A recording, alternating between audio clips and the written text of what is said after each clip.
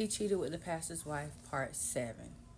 So I run outside. I literally run out of the door in the middle of the street screaming for someone to call 911, for someone to come and help. So a couple neighbors, they come over, they ask what's going on, I tell them what's going on, and one of them say, oh, I ain't getting that. That sounds like domestic situation. But then I think somebody else, they eventually called 911, the police came. And I go back to the door because now my brain clicks. Michelle is in there. You know, granted, if he's got Mila, I can't technically argue with him on that because that is also his child. But Michelle is not your child, and he locked the door. So when I go to turn the knob to go back in the house, the door is locked. So I'm bamming on the door. Open the door. Open the door. He's standing there, looking at me through the door, not opening the door. So I don't know where I got the incredible Hulk strength from, but I kicked once, and the door wiggled a little. I kicked the second time, and I knocked that bee off the hinges, okay? I knocked that door clean off the hinges. By that time, the police had pulled up maybe a few minutes behind that. And they questioned me, asked me what's going on. I told them, I said, listen, he grabbed my head. He did what he did. Like, I went through the whole story of explaining that to them. And they said, well, what do you want to do? At that moment, I'm not thinking, look, taking the jet. Like, that ain't my thought. My thought process, I say, listen, I want to get my kids. I want to get in the car. And I want to go back home to Florida. I don't live here. And he's not allowing me to leave. I want to leave. So I get them, put them in the car, and we go back to, I get in the car. I realized at that point, when I got my cell phone, that my cell phone was ringing. It rung, but the screen was black. I couldn't see it. I couldn't do anything to answer the phone.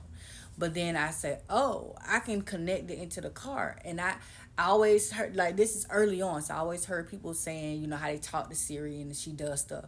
So I just asked her to turn on the Bluetooth, and it turned on, and I was able to connect it to the car. This was like something new to me. I connected it to the car, and I was able to call then. And because I had literally spent a lot of my personal money to take this trip to go where we went to Charlotte to visit his family, I didn't have that much money left. He was going to be the one filling the car back up for gas, coming back home, all this stuff. And I had to call my parents and tell them what happened.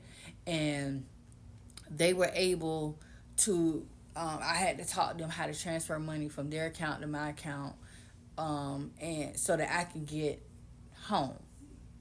And I was able to do that. I had to go to the gas station, get gas, all that stuff. Listen, it was wild. That was wild. So I got back home. This was, at this point, it's like the weekend. Ain't no courthouses open, nothing. He still hadn't come home. That Monday came. I went to the courthouse and I filed a restraining order. Immediately, I filed a restraining order. And when I filed the restraining order, they do a temporary restraining order. They set a court date and all that stuff. And again, church people, church freaking people. They are talking and communicating and different things. And yeah. Talking, communicating, all that different stuff with him. And I just said, you know what? I'm done. I'm done. I'm done trying. I'm done all that stuff. So I go ahead and make that decision. Now we get to the court, and the judge asks us questions and everything, and the judge basically, they had the little people come to you, all this different little stuff, and the judge asked me, like, what did I want to do? Now, there was one other time before then, and that was the incident when he had got arrested. I did a restraining order then, and I ended up dismissing it. This time I was not dismissing it. point blank period. I was not dismissing it. So I did not dismiss it. I told the judge, listen, I do fear for myself and my child. I say, because this is not the first time that he's had this type of anger. I say, and he's done this while he's like, I went through that whole thing, and the judge was like, okay, I'm going to grant the restraining order. So they were granted the restraining order, as well as he would have to have supervised visitation. So if you guys don't know anything about supervised visitation, basically while this restraining order is in place, he had to pay to see his child. So I had to take, if he made a payment to want to see her, I had to take her to a location that they have for you to take them to, and they have a third party people that are there. You exchange, he like the non-custodial parent arrives first. They go in and they wait. You have a certain time, you come, you bring the child, you pass the child off basically at the door. You never go in, and you wait, either in a car around, you wait basically, until you have till it's time to come back. They get a certain amount of time, and he did that a couple times, and then he really didn't do it no more. Now, while we're doing this whole process, I'm also filing for divorce. So I'm back and forth with the lawyer and everything, doing this stuff. So at this point, this is 2015. It's 2015. I filed for divorce, and I'm going through the stuff. The issue that we kept having in the divorce was him not wanting a divorce. Basically. And then on top of that, having a restraining order. Because I also had to hold him in contempt of court, because he kept reaching out. He kept attempting to reach out to me third party. Like, he was threatening me.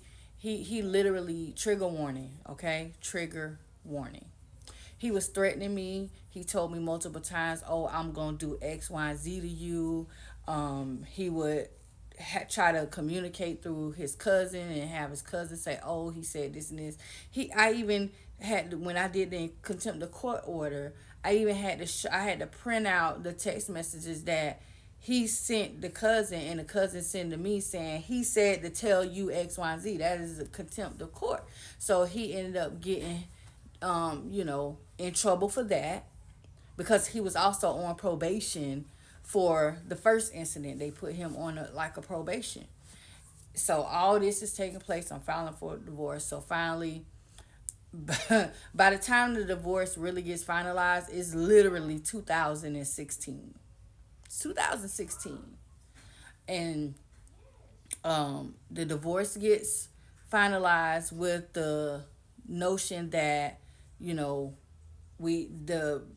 restraining order would end. There will be a time sharing put in place and all that different stuff. So that is how that situation ended. And it's just crazy because now, I can sit here and tell you guys this story. We co-parent. She talks to her dad on the phone. If we're able to, she's able to go see him.